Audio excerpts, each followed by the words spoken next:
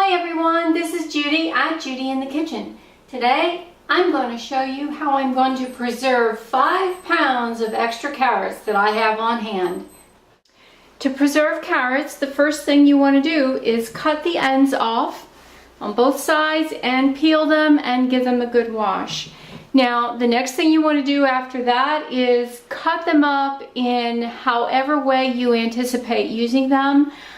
You can dice them, cut them into big chunks, or slice them. I'm going to slice them with my very old food processor, and rather than bore you with that, I'll show you what they look like when I have them all sliced. Okay, as you can see, my 5 pounds of carrots made a lot of slices. So I'm going to have a lot of carrots here to preserve. Now the way I'm going to show you how to do this will work for either dehydrating or freezing your carrots. And I can say this did not take long to do in the food processor, but it sure made a mess. So if you have more time and you want to make less mess, just cut them by hand. Now the next step in this process is to bring a pot of water to boil, and then you add your carrots to that boiling water and let them boil for about 3 minutes. If the pieces are really large, like the size of a baby carrot or chunks, you might go for 3.5 minutes. You want to blanch them just a little bit to open up those cells and stop the enzyme activity so they won't age as they are frozen or dry.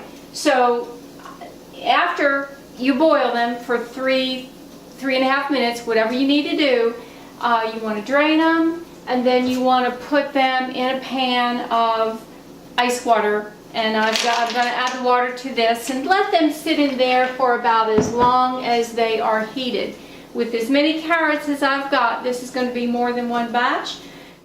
Just a quick shot of the carrots boiling. I set my stove timer for 3 minutes. It's already been going for a minute. After that, I'm going to scoop them out with this and put them in my ice water bath and then get the next round going. Alright, the second round of carrots is in the pot, and the first round is sitting in some cold water. And just about the time when these are ready to be taken out, I'm going to scoop these out and put them in a colander to drain, and then add the next batch to the cold water. And I will refresh that and make sure it's cold. As you can see, I have a big colander full of carrots. They're adequately cooled now and ready to be preserved in however way you want to do it.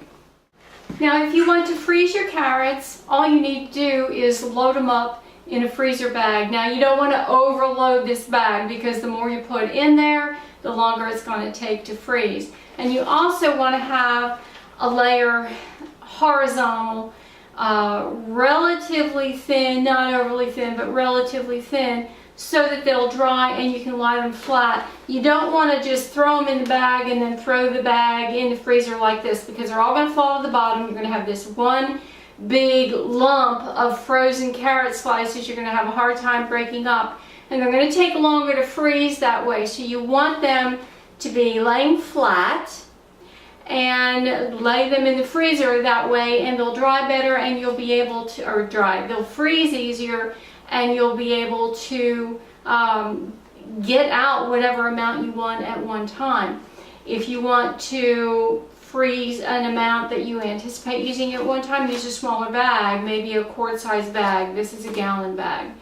What I'm going to do with these, I'm going to attempt to see how many I can get into my Nesco dehydrator, and whatever ones will not fit, if I run into that, I will freeze. So I'm going to show you loading up a dehydrator tray. Okay, all you need to do is spread them out the best you can on your tray. You don't want them all piled up real high. To get these things into a single layer would be almost impossible, but they will dry up really well. You just don't want to stack them too much.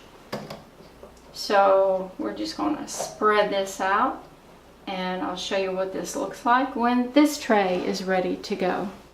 Alright, my first tray is ready to go into the dehydrator. You see it's not exactly a single layer, but they're not overly stacked either. And you notice I did use the small screen on top of the tray because carrots will dry up and be very, very small and could potentially fall through there, and it would just be more of a mess than you want to deal with. So using this is exactly what it's designed for, so when these things shrink, it'll catch it and keep them from falling through. Alright, I'm going to do the other 4 trays and we'll go from there. I did manage to get them all into my Nesco food dehydrator with those 5 initial trays. And they might be stacked just a little bit more than maybe I should. So I'm not sure how long this is going to take. It'll probably be tomorrow before I get back with you, but I'm going to show you the finished product, dried. And I've got the thing set at 135 degrees, which is what is suggested for fruits and vegetables. See you when it's done. Alright, you can see that they really shrank up well. They're completely dry. Every tray has a lot of space on it, so they dried really, really well. All total, it took about 19 hours, but it would not have taken that long if I got them started earlier in the morning. I checked on them before I was getting ready to go to bed, and they were not completely dry, so I turned the temperature down to 95 degrees so that it would slow down the process but yet be done when I got up in the morning, and that's exactly what happened. To rehydrate them, all you need to do is place some in some water, place whatever amount of carrots you think you need, and it would be a small amount because these are really tiny, into some water, and just allow them to sit there until they rehydrate. It, depending upon the size, it can take 10-20 minutes, even up to an hour. Just depends upon the size of the vegetable. I don't think these would take an hour. 20 minutes would probably be enough. All right, we're going to pack them in jars. My carrot slices are packed in the jars. It filled 2 little pint-sized jars, so there's roughly 2.5 pounds of carrots in each jar. And I put a 100 cc packet of oxygen absorber in each jar, and I'm going to vacuum seal them. I'm going to save that for another video, and label them also that there's 2.5 pounds of carrots in a full jar. That will save me from overdosing on carrots when I go to rehydrate them or add them to a soup or something like that. I don't want to add too many because a little bit of this is going to go a long way.